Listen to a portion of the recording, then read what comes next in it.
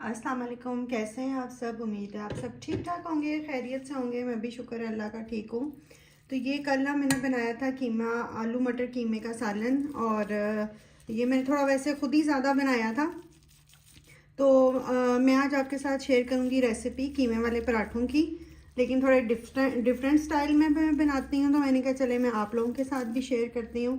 तो सबसे पहले जो है ना, मैं यहाँ पे मैश कर लूँगी ये जो इसमें आलू भी हैं और मटर भी हैं और कीमा भी ज़रा ना मैश हो जाएगा, तो वो अच्छी उससे जो है ना कीमे के पराठे बनेंगे। तो मैं इसे मैश कर लेती हूँ, फिर मैं आप लोगों को नेक्स्ट स्टेप बताती हूँ कि कैसे मैंने रोटी बनानी है, इसकी पराठे बनाने हैं। बहुत ही मज़े के बनते हैं, बहुत आसानी से बन जाते हैं। तो मैं आप लोगों के साथ शेयर करती हूँ। तो इसमें शामिल कर रही हूँ मैं नमक, कुटी मिर्च, धनिया पाउडर, ज़ीरा पाउडर, थोड़ा सा साबुत ज़ीरा, बिल्कुल थोड़ा सा गरम मसाला पाउडर। इसको मैं अच्छी तरह कर लूँगी मिक्स। बस इसमें थोड़े थोड़े से ही मसाले डाले हैं मैंने, ज़रा थोड़ा जो है ना वो दोबारा से कीमा जो है ज़रा फ्रेश हो जाए और अच्छी सी खुशबू जो है ना सारे मसालों की आने लग जाए। बस इसको मैं अच्छी तरह से मिक्स कर लूँगी।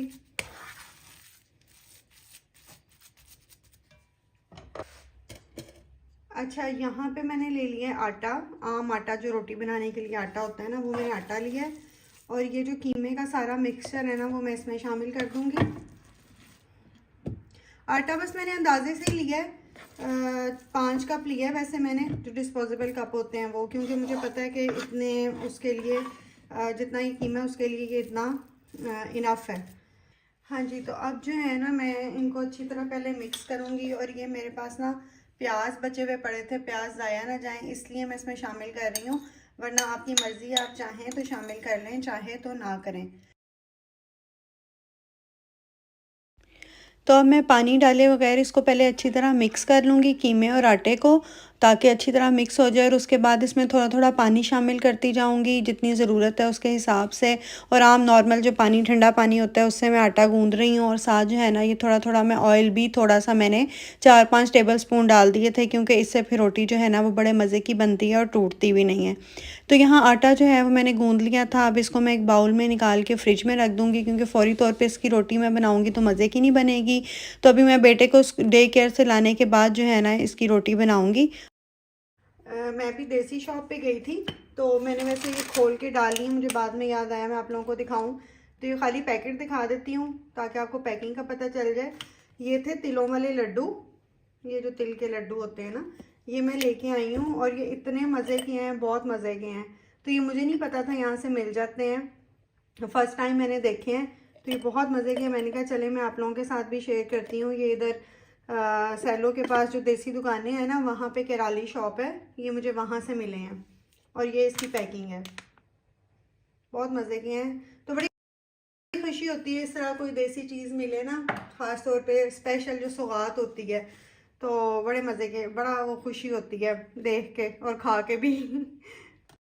और ये बादल देखें, आसमान देखें, कितना प्यारा लग रहा है। लेकिन ठंड जो है ना इस दिन बहुत ज़्यादा थी, हुई थी।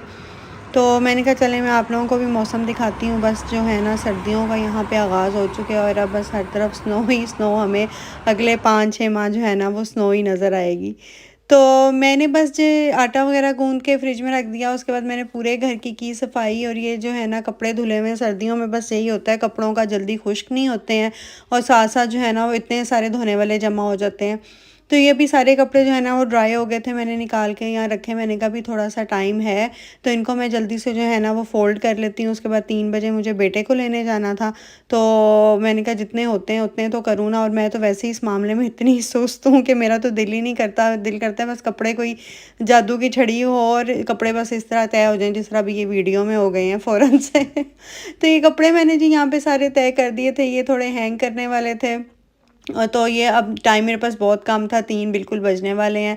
तो मैंने कहा पहले मैं बेटे को जाके ले आऊँ, उसके बाद जो है ना कपड़े आके समेटूँगी।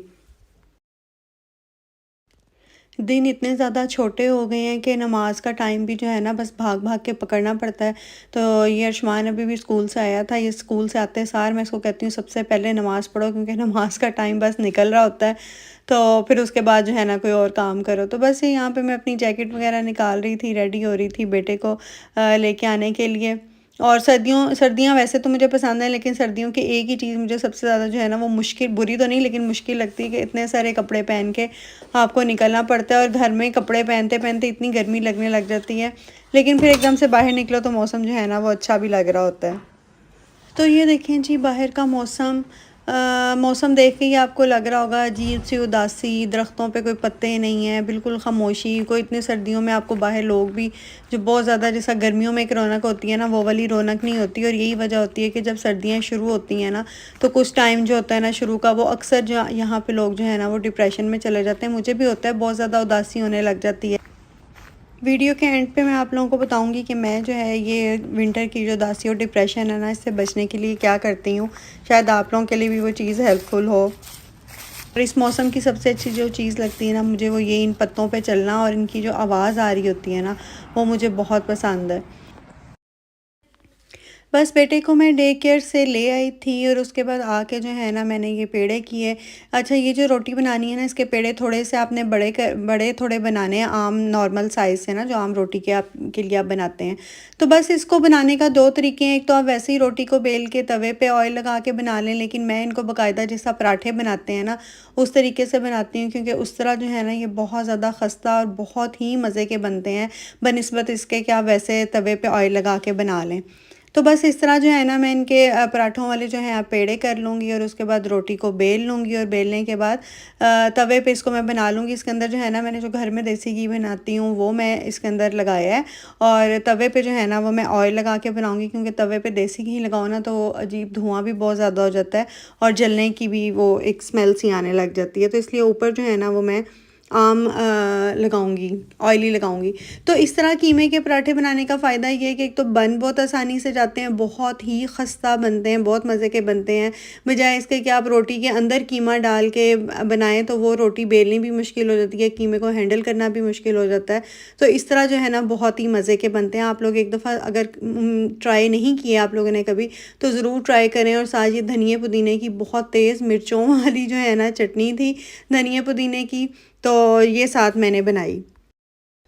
तो बस अब शाम के ना मेरे ख्याल में शायद 4 या साढ़े 4 का टाइम हो रहा था। बाहर थोड़ा-थोड़ा अंधेरा होना अब शुरू हो जाएगा, और थोड़ी देर में ही बिल्कुल अंधेरा हो जाएगा। तो मैंने आपको कहा था मैं आपको बताऊँगी कि मैं क्या करती हूँ सर्दियों में डिप्रेशन से, उदासी से बचने के लिए।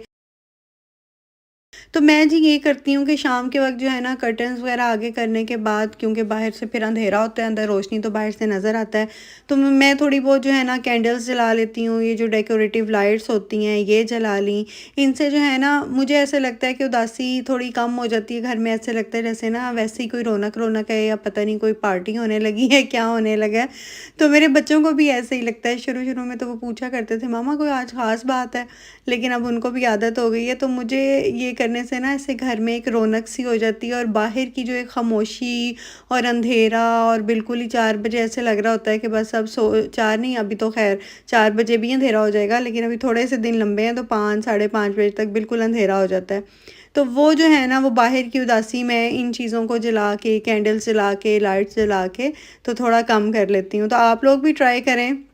मुझे उम्मीद है आप लोगों को भी ये हेल्प करेगा, वरना कुछ दिनों में तो फिर बंदा आदी हो ही जाता है। विंटर इतना लंबा है, उसे गुजारना भी तो है।